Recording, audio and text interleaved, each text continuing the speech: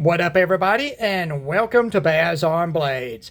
My name is Baz, and I talk about blades, and today we've got another one in the Revisiting an Old Friend series, and by request, from now on, when I go back and revisit an old friend, i.e. go back to a knife that I reviewed in the past and take a second look at it, I'm going to sort of stick to knives that are still available. When we revisit an old friend, people don't want me to revisit a really old friend that they can't buy anymore. They just want like a new friend. You know, a new friend that you just met recently. And, you know, we're going to touch base with them, see how it's going. So, what we've got today is the Sencut Waxahachie fixed blade. And you know what, I probably went into what Waxahachie means in my original review video, and you can go back and watch that, even though I know you've already probably watched that video twice, at least, because it was so damn good. The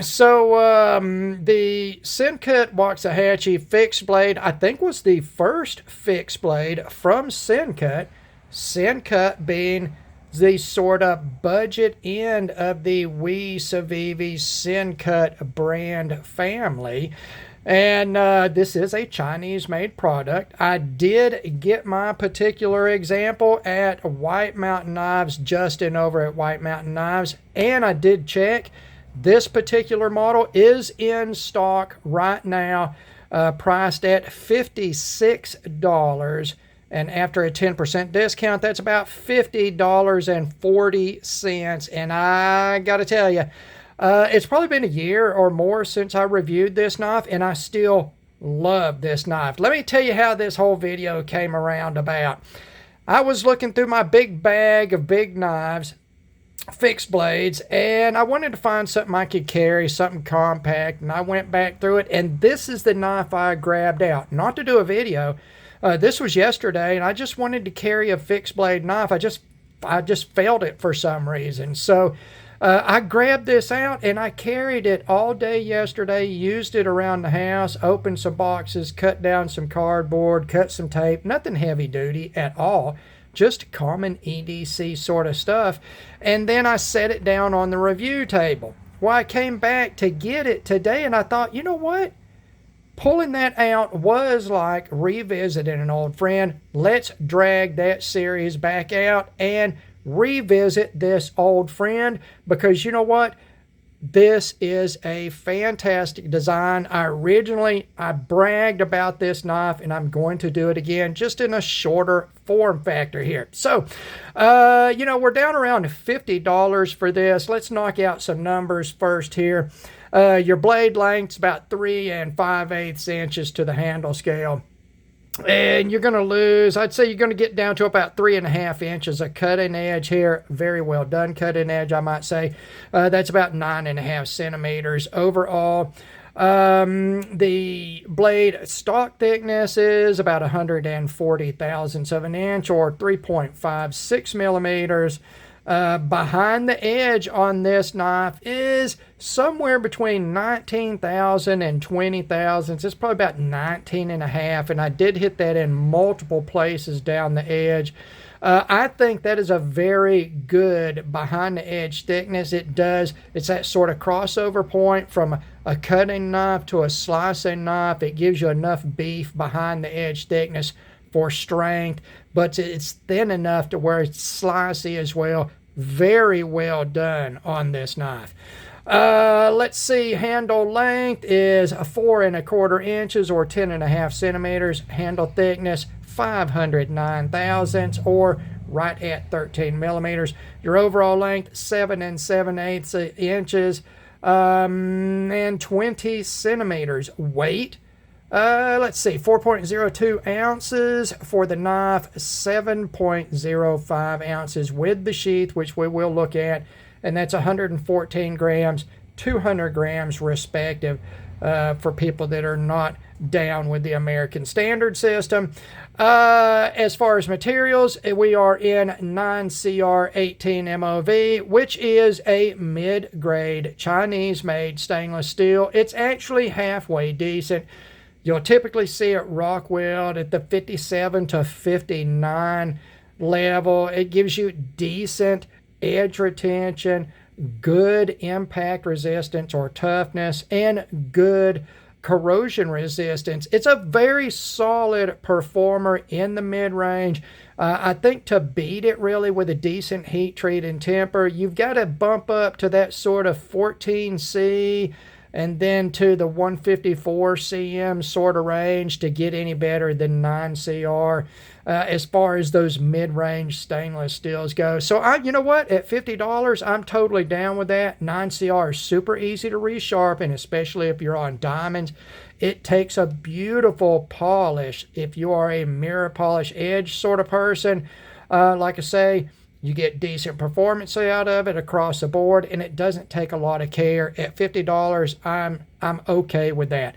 In this particular example, we do have a Kansas micarta. It is a forest green, which I very much like. It's not an OD green that's half brown, half green. You know, this is it's a green without being bright and sort of look at me, look at me, look at me. It's just an attractive green on this knife, and with the black stonewash finish of the blade and tang portion of the handle here, it's just a really, really good looking design.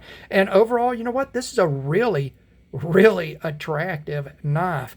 The colors look good together. The materials look good together. These pierce holes, chamfered big holes, this detailing through the handle not only looks good but serves a utilitarian purpose. Let's go into the fit and finish on this. It's absolutely perfect. We can take a look around the fitment of the handle scales, whatnot. You will see the spine of the blade all the way around the perimeter of the tang of the handle here it has a wide chamfer on each side, and then the scales are boxed back to the inner edge of the chamfer, and that gives you almost a crowned feeling on the spine of the handle here, around the spine, around the entire profile of the handle. It feels good in the hand. It's not so much that it's intrusive. It's just enough to be felt. It allows you to index the knife in your hand. You can feel that ridge. And I think that it does add to the interest of the look of what is a very basic design overall. Fit and finish, fantastic on the handle. The blade, if Sencut, if all of their work is as good as this knife, we doesn't have anything to worry about with that brand. It's going to be successful. I believe this was their first fixed blade design. They knocked it out of the park in every respect. Look at those grinds. It's such an interesting blade profile. A very soft, big belly with just a little bit of flat edge up here for detail. It is very much almost a sheep's footy sort of edge profile, but it's got a very high tip and this a very pronounced clip here. So for a clip point design, then the clip is faceted to give it some detail and to make it sort of interesting. It's interesting to look at as you see the light play across those facets.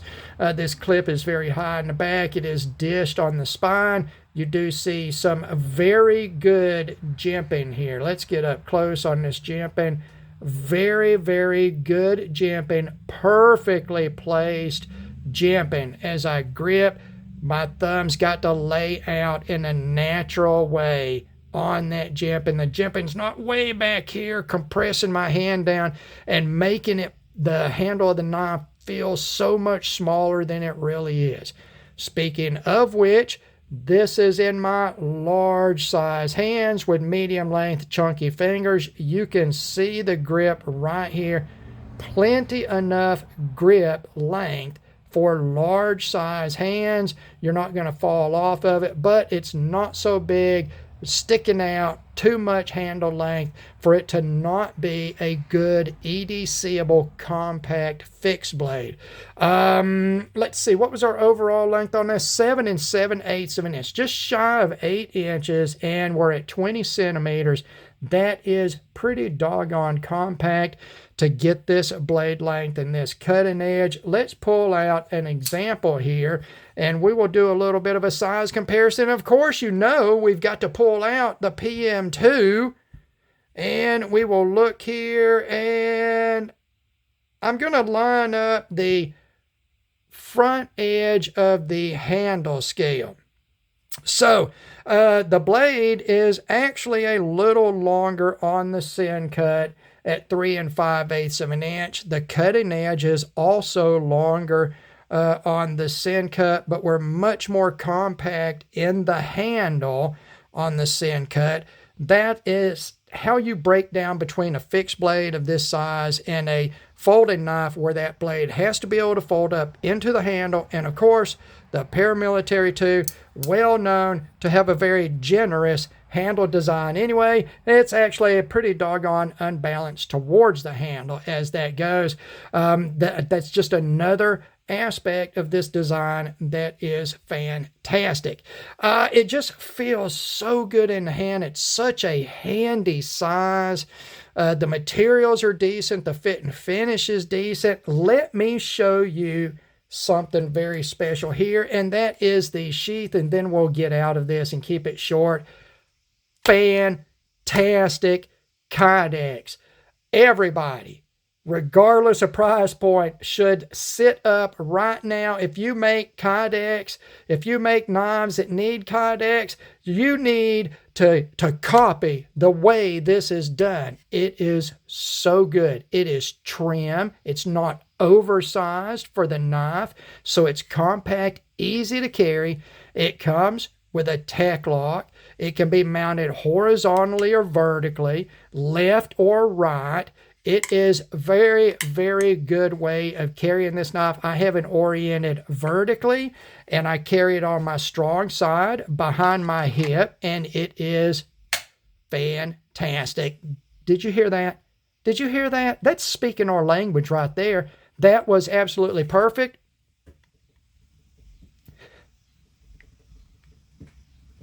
Okay, I can hear everything in the room shaking around because I'm shaking the whole room. But this is a tight fit. The only play in it is under pressure, and it is just a couple of thousandths little tick. Absolutely perfect. Just that give enough to keep the blade from rubbing as it goes in and out. But the fit is so good. The retention is good. Oh shit. The just the manufacturing of the sheath is so good. I would tell you right now, God almighty, I don't even know how many fixed blade knives, high-end knives, custom knives that I've owned that were in Kydex. This is custom quality Kydex. It's very plain, it's very simple, but I'm telling you right now, the way it's made, you could not do a Kydex sheath for this knife any better than this. I don't care if you're a custom Kydex guy or not. It is just absolutely wonderful, as is the knife itself. The Sencut Waxahachie. I got to tell you right now, unless you're a steel snob, okay, I guarantee if you put this knife in your hand, you will instantly see what I'm talking about. It is so ultimately usable. Everything is so good. This blade profile with this big high flat grind, nice and thin behind the edge without being delicate or dainty. The tip is freaking fabulous. They did whoever sharpened this knife did such a good job on that secondary bevel, that edge bevel. God almighty. They did such a good job on this knife, and it was just $50. There you have it. Revisiting an old friend with the Sencut Waxahachie. White Mountain does have this version in stock right now. It would be $50.40 shipped to your door. I recommend you get one. If you didn't get one the first time we did the review, I'm telling you right now, probably the best review video ever shot. You should probably go back and watch it just for the entertainment value alone. Go and get one of these knives, regardless of where you get it, whatever, you know, model as far as handle material and blade finish, because it is available also in satin. It's got different colors of G10 that are even a couple of dollars cheaper. It would be under $50 for a G10 version of this. So get it. Get it. Go get it right now. If you don't go get it right now, I'm going to question a lot of different things about you, probably your sexuality, your ability to think rationally. You might actually need some help if you don't want to go get this knife. It's that damn good. So as always, thank you very much for taking the time to watch one of my videos. God bless all of you, and we will talk to you again.